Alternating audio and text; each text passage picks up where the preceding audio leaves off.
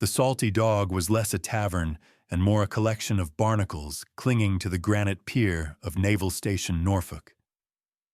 It was a place where smells came to die.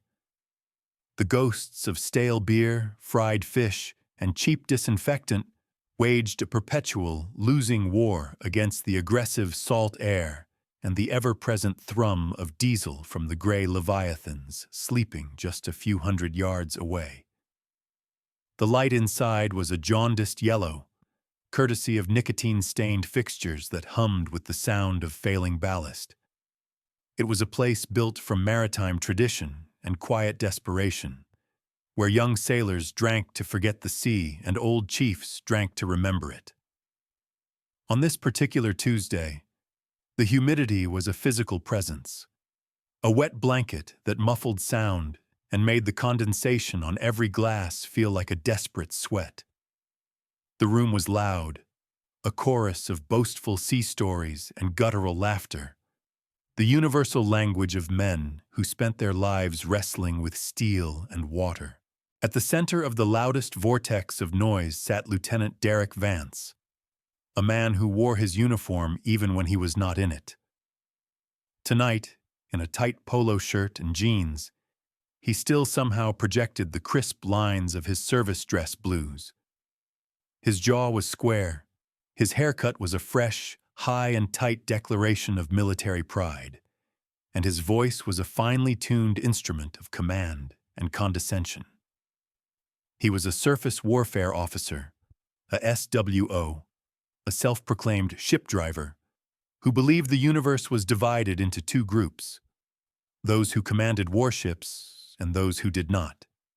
He was holding court, his arms spread wide, a half-empty pint of beer sloshing precariously in one hand, as he reenacted a minor navigational challenge in the Strait of Hormuz, transforming it into a Homeric epic of daring and skill.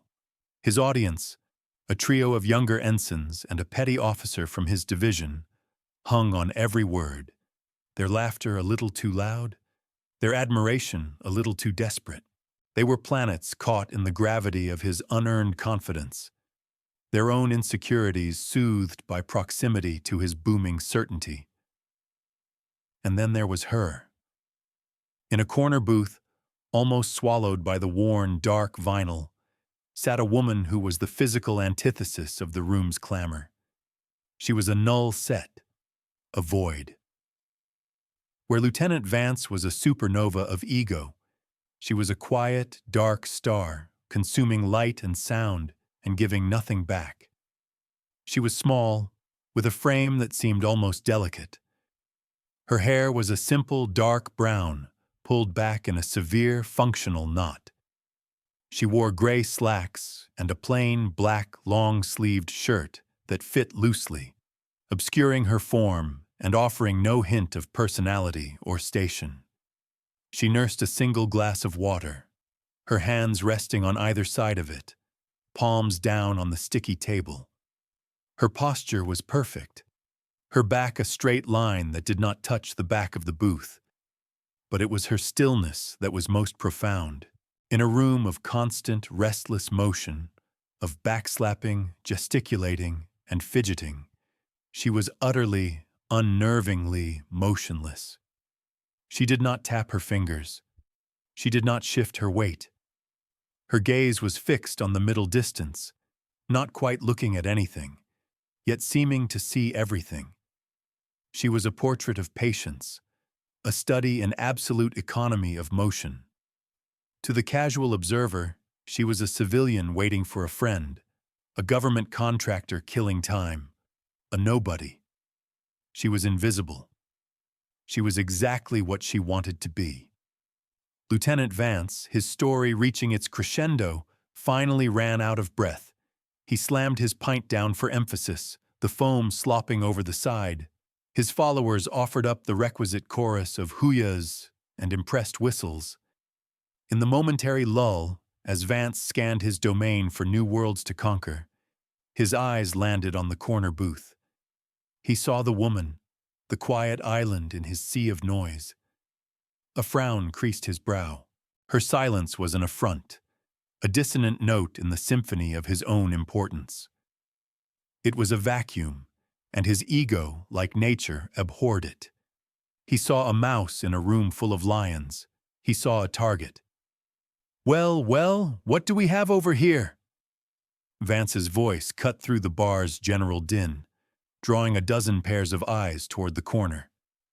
He pushed himself away from his table, a predator's smile spreading across his face.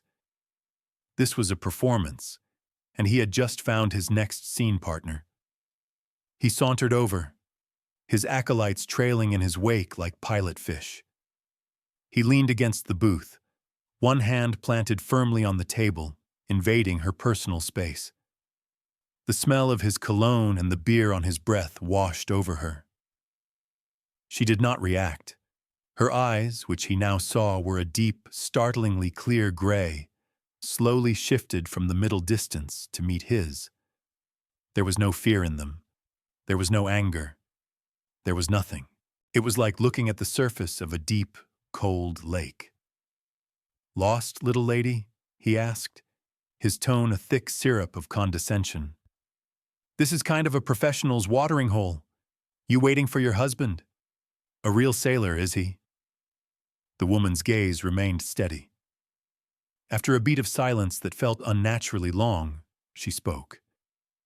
Her voice was low, calm, and utterly devoid of inflection. "I am fine." The two words were a masterpiece of dismissal. They were not a plea or a defense.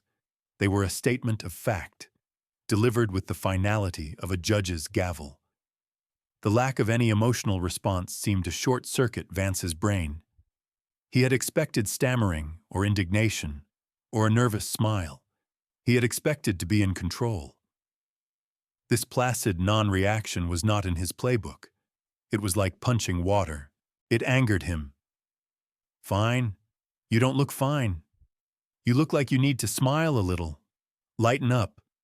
He gestured vaguely around the room. "This is a place for warriors to unwind. All this quiet intensity is bringing the mood down." He turned to his audience. "Am I right, boys? We got a little storm cloud in the corner here." The ensigns chuckled nervously. They understood the power dynamics at play. They knew their role was to validate their superior's cruelty. Vance turned back to her, his smile tightening. "So what is it you do? You a contractor? Some kind of civvy admin? Let me guess, you work in human resources. You look like you work in human resources." The insult was clear.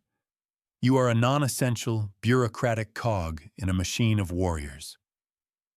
The woman considered the question for a moment, as if it were a complex, logistical problem. "I am in the service," she said, her voice still a perfect monotone. This gave Vance pause, but only for a second. His mind immediately sorted through the possibilities, landing on the most dismissive one. "Ah, a reservist, then? Or maybe a JAG officer? A nurse? Supply Corps?" Each suggestion was a subtle diminishing of her status, a placement of her into a category he deemed non-threatening, non-operational. He was trying to build a box around her, a box he could understand and control. She did not answer. She simply continued to look at him, her stillness a form of passive resistance more infuriating than any argument. It was the calm of a lioness allowing a jackal to dance at the edge of its kill radius, a patience born not of fear, but of absolute certainty. The audience and Vance himself mistook this profound calm for weakness, for timidness. It was a catastrophic failure of assessment. Frustrated, his performance falling flat, Vance escalated. He reached out and tapped the side of her water glass with a thick finger. "Look, I'm just trying to be friendly. No need to be so quiet. Be social. Or be quiet somewhere else. We're trying to have a good time here." He deliberately knocked the glass, sending a sheet of cold water across the table, soaking the front of her black shirt. A collective intake of breath came from the onlookers. A line had been crossed.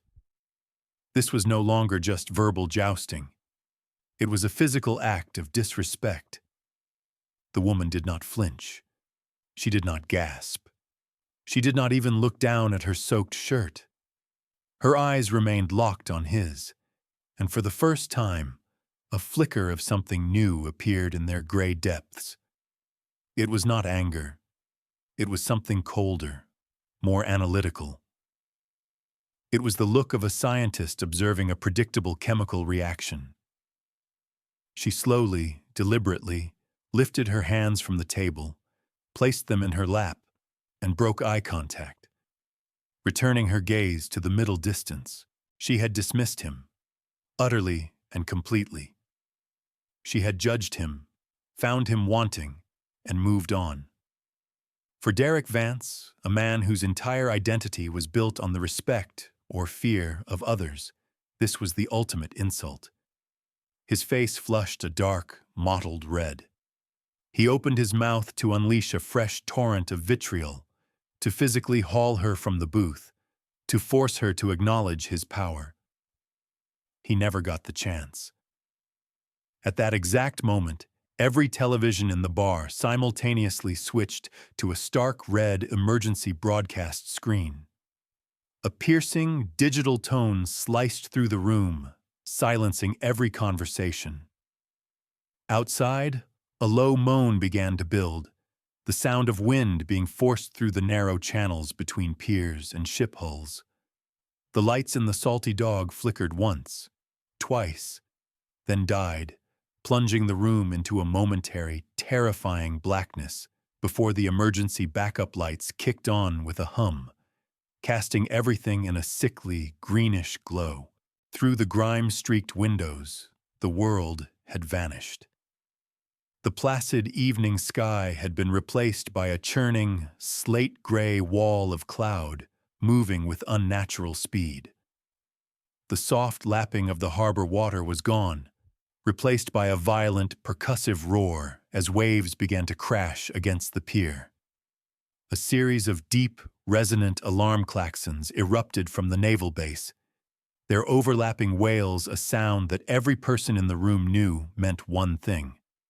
A sudden, unforecasted, and catastrophic weather event was upon them. Panic, the great equalizer, seized the Salty Dog. Men who faced down enemy threats on the high seas were now just a crowd of startled people, shouting, stumbling, grabbing for their phones, which, they were quickly discovering, had no signal. Lieutenant Vance, his bravado instantly evaporating, began shouting orders that were both vague and useless. "Everyone stay calm. Someone get a weather report. Ensigns, find the petty officer of the watch. Move." He was loud, but his voice was thin, stripped of its earlier authority, and now just another part of the noise. He was reacting, not commanding. He was following a script for a crisis he did not understand, his mind scrambling to apply by-the-book procedures to a situation that was violently, terrifyingly off-book. The established authority in the room, the man who had been the center of its universe moments before, had become utterly irrelevant. In the corner booth, the woman stood up. The movement was not hurried, but it was electric with purpose. It was as if a statue had come to life. Her previous stillness was revealed not as passivity, but as a state of coiled potential, a conservation of energy that had now been unleashed. While everyone else was a frantic mess of scattered motion, her movements were fluid, economical, and precise. She walked toward the door, not pushing through the panicked crowd, but gliding through the gaps they created. Her path a straight, unwavering line. Vance saw her moving toward the exit. "Hey, where do you think you're going?" he yelled, his frustration needing a new outlet. "Civilian personnel, stay put." She did not stop. She did not look back. She pushed the heavy wooden door open, and a wall of wind and water blasted into the bar, sending napkins and loose papers flying.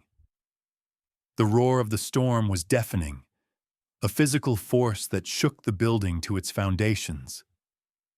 For a moment, she stood silhouetted against the maelstrom, a small, dark figure against a backdrop of gray fury. Then she stepped out into it and was gone. Curiosity and a lingering sense of wounded pride warred with Vance's instinct to take cover. Pride won. "What the hell is she doing?" he muttered, and followed by his now hesitant acolytes, he moved toward the door. He had to see this. He had to see the foolish civilian woman get blown off the pier. It would be a satisfying end to a frustrating encounter. What he saw instead would permanently reconfigure his understanding of the world. The pier was a scene of pure, unadulterated chaos. The sky was the color of a fresh bruise. Rain, driven horizontally by hurricane-force winds, felt like thousands of tiny needles on exposed skin. The massive multi-billion-dollar destroyers and cruisers moored to the pier were groaning, their thick mooring lines straining against the sudden incredible force of the wind and the churning sea. Lines as thick as a man's thigh were snapping with reports like cannon fire. A massive steel gangway had torn loose from the USS Mahan and was now a battering ram, slamming against the ship's delicate superstructure with each crashing wave. Dock workers and on-duty sailors were scrambling, shouting into radios that were useless against the shriek of the wind, their movements uncoordinated and panicked. It was a disaster in the making, a chain reaction of failures that threatened to send billions of dollars of naval assets, and the men on them, careening into each other. Into this vortex of failure walked the woman. She moved with a preternatural calm, her head on a swivel, her eyes scanning everything, not as a panicked observer, but as a human diagnostic machine. She was processing wind speed, wave height, sheer stress on the mooring lines, the list of the ships. Vance watched, dumbfounded, as she walked directly to a chief petty officer who was screaming into his radio. She did not shout. She placed a hand on his shoulder. When he turned, she spoke something directly into his ear. The chief, a man with 20 years of sea time etched into his face, stared at her for a second, his expression a mixture of confusion and disbelief. Then his eyes widened. He nodded sharply and began bellowing new orders, his voice now filled with a renewed sense of purpose. The woman was already moving. She grabbed a sound-powered telephone from a comms box, slapping the headset on. Her voice miraculously cut through the storm's roar. It was no longer the flat, quiet voice from the bar. It was a voice of pure, unadulterated command. It was sharp, precise, and radiated an authority that was absolute, and it was speaking a language that Vance barely understood. "Mahan, bridge. This is Oracle. Acknowledge." There was a pause. "Bridge, I have command and control pier side. We have a 70-knot sustained crosswind from 280. Your number 3 and 4 mooring lines are compromised. I need you to engage dynamic positioning, vector thrust to port, and take the strain off your spring lines. Do it now." Oracle? A call sign? Vance's blood ran cold. She was not waiting for a reply. She was pointing, directing sailors, her hands moving in sharp, clear gestures. "You! Get a 3-part tackle on that loose gangway. Use the capstan on Pier 4. You two, get damage control. I want every available fender. We're going to have contact on the fantail of the Lady Gulf. Move!" Men began to obey. The initial chaos started to coalesce into a structured response. Her orders were complex, rapid-fire, and displayed a level of technical mastery that was breathtaking. She was not just managing one ship, She was choreographing a ballet for a half-dozen thousand-ton warships in a hurricane. She was talking about ballast shifts to counteract wind heel, about specific line tensions, about the hydrodynamic effects of the storm surge against the hulls. It was a foreign language of expertise, a masterclass in seamanship, naval engineering, and crisis management happening in real time.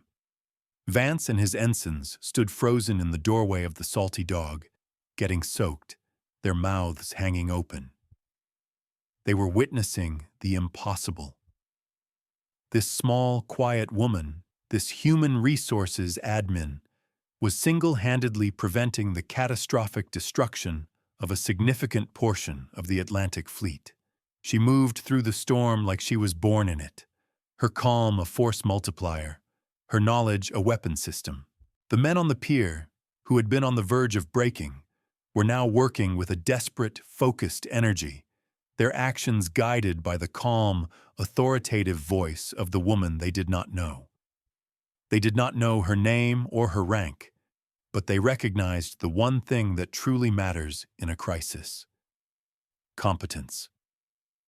The peak of the storm lasted for 20 minutes that felt like an eternity. Under her direction, the ships were stabilized. Auxiliary lines were run. The swinging gangway was secured moments before it would have punctured the Mahan's hull.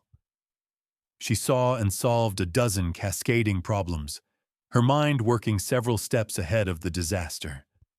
She was not just reacting, she was anticipating, her strategic vision turning chaos into a manageable problem set. Then, as quickly as it arrived, the squall line passed. The wind dropped from a furious scream to a steady howl. The horizontal rain became a mere downpour. The immediate crisis was over. The pier was a wreck, littered with debris and snapped lines. But the great gray ships were secure. They were bruised, but they were alive. The woman stood on the pier, dripping wet, the sound-powered telephone still in her hand. The sailors and chiefs around her were looking at her with a new expression: awe. They were starting to gather around her, a protective circle forming around the unlikely savior. It was then that the flashing lights appeared. A pair of black SUVs and a military police Humvee came screeching to a halt at the head of the pier. The doors flew open, and out stepped a figure every person on that base knew on sight. It was Command Master Chief Thorne, the senior enlisted man for the entire naval station. He was a legend, a man whose face looked like it had been carved from naval tradition itself. With him were the base commander, a 2-star admiral, and a coterie of frantic-looking staff officers. The admiral began barking questions at a port captain, but Master Chief Thorne's eyes swept the scene, taking in the damage, the secured lines, the exhausted but orderly sailors. His gaze was that of an expert assessing a complex piece of work. He saw the disaster that had been averted. Then his eyes found the small, drenched woman standing at the center of it all. Thorne's entire demeanor changed. The hard, assessing look on his face softened into one of profound, immediate respect.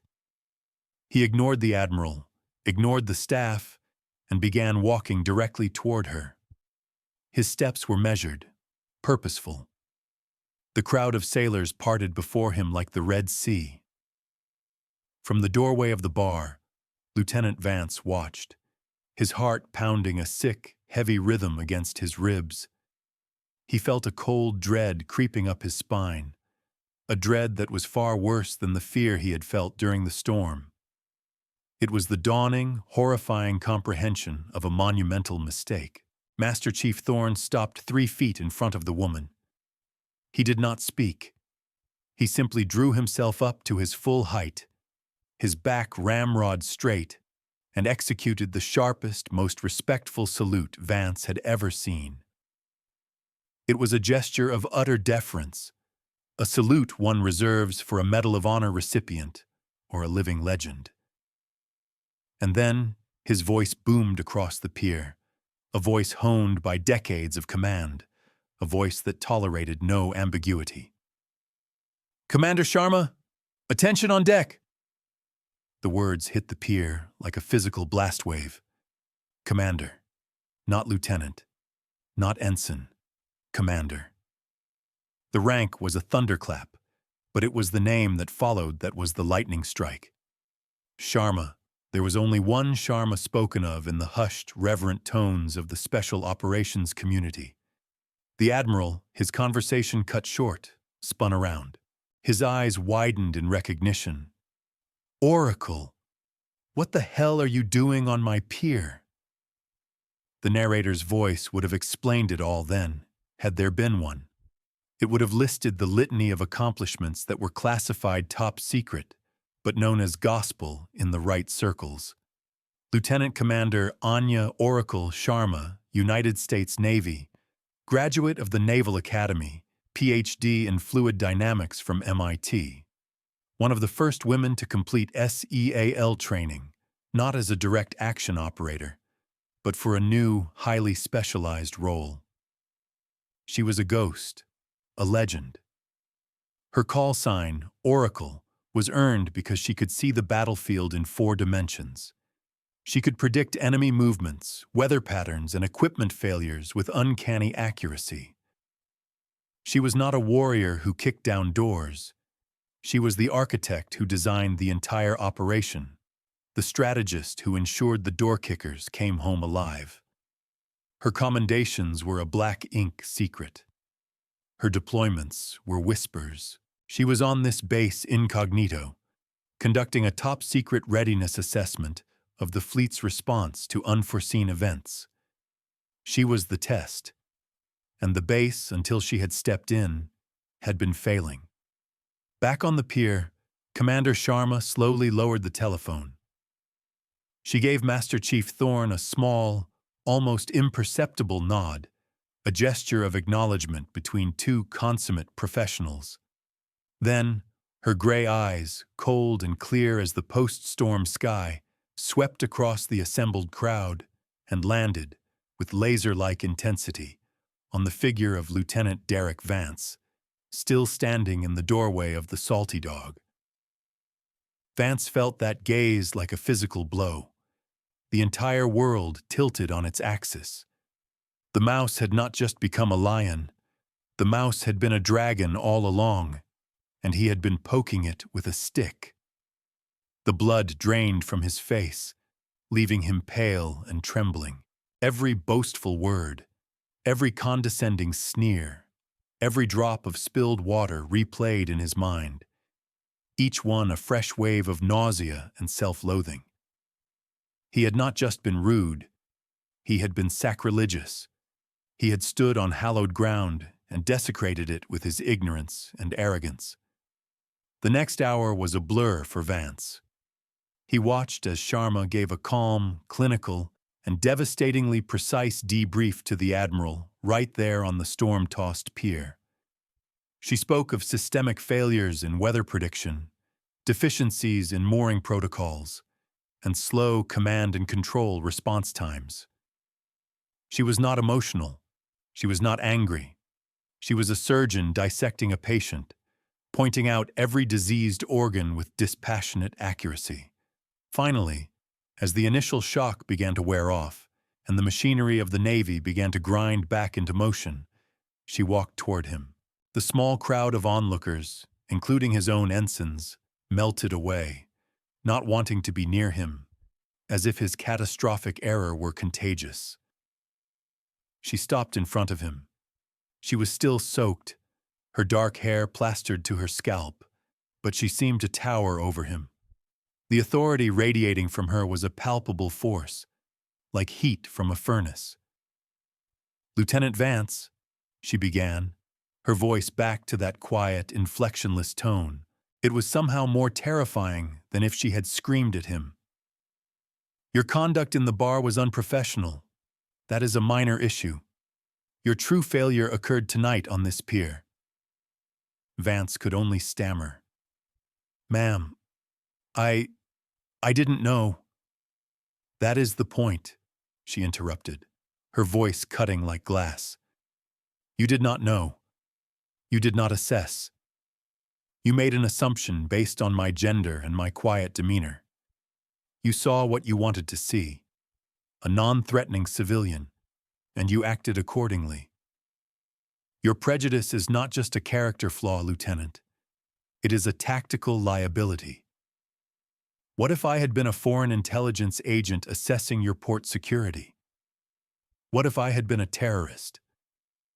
You failed to correctly identify a potential asset or a potential threat in your area of operations.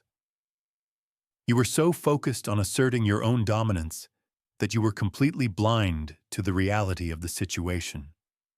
That is how ships sink. That is how battles are lost. She let the words hang in the air, each one a nail in the coffin of his career. You are not going to be brought up on charges, she continued, and for a fleeting second, Vance felt a surge of impossible hope. A formal reprimand is insufficient for this level of educational failure. Punishment is an ending. What you require is a beginning, a recalibration of your entire worldview. She paused, her gray eyes seeming to look right through him, into the very core of his flawed character. My regular driver has been reassigned. You will take his place. You will report to my temporary quarters at 0500 tomorrow. You will carry my gear. You will listen while I conduct my assessments. You will observe what a real professional does. You will learn the difference between loud confidence and quiet competence. You will learn that the most dangerous person in the room is often the one you do not notice. You will continue this education until I am satisfied that you understand.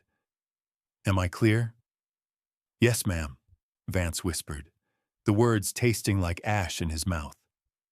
It was a sentence far worse than any brig time. It was a sentence of forced humility, a long, slow, public dismantling of his ego at the hands of the woman he had so casually humiliated. 5 years later, Lieutenant Commander Derek Vance stood before a lecture hall full of bright-eyed, newly commissioned ensigns at the Surface Warfare Officer School. He was a different man. The arrogant swagger was gone, replaced by a quiet, steady confidence. His face was leaner, his eyes holding a wisdom that only comes from being broken down and rebuilt. He was one of the most respected instructors at the academy, known for his brutally honest lessons on leadership. Your biggest threat at sea is not a missile, he told the silent room. It is not a submarine. It is your own ego. It is your own assumptions. It is your inability to see the world as it is, rather than as you expect it to be. And then, as he did with every new class, he told them a story. He told them about a loud, arrogant lieutenant in a dockside tavern. He told them about a small, quiet woman with gray eyes. He told them about a glass of water, a sudden storm, and a lesson that was beaten into him not with fists, but with a quiet, undeniable, and legendary competence. He never used his own name in the telling, but the story was so raw, so personal, that everyone in the room knew it was his. He made his own humiliation a teaching tool, the greatest lesson he could offer the next generation of naval officers. The story of Commander Oracle Sharma and the storm at Norfolk became a modern fable within the Navy, a piece of institutional lore passed down from chiefs to seamen, from admirals to ensigns. It was a story about a quiet professional, a hidden master who reminded an entire naval base of a simple, eternal truth. True strength does not need to announce itself. True authority is not taken, it is recognized. And in the silent depths of genuine competence, there is a power that is louder and more profound than any boastful shout. It is the power of action, the eloquence of expertise, the undeniable argument of a job done so well that it changes everyone who witnesses it.